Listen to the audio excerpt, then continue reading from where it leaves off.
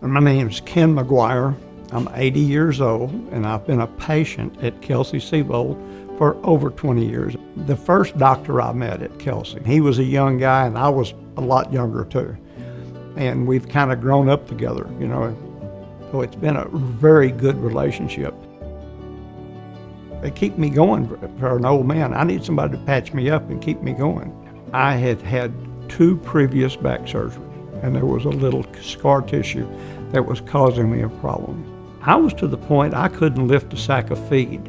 You know, I couldn't get in and out of the tractor. I couldn't get in.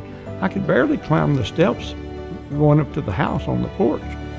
And we decided that he could maybe kill the nerve that was causing me the pain.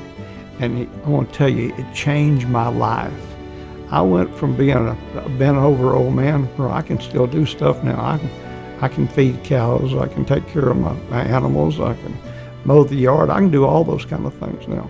The service that I have gotten from Kelsey continues to help me keeping my lifestyle that I want to live, an active lifestyle. I'm a cowboy. I can't express it too much how good my relationship is with Kelsey. I love these people. They've taken care of me, and I appreciate it.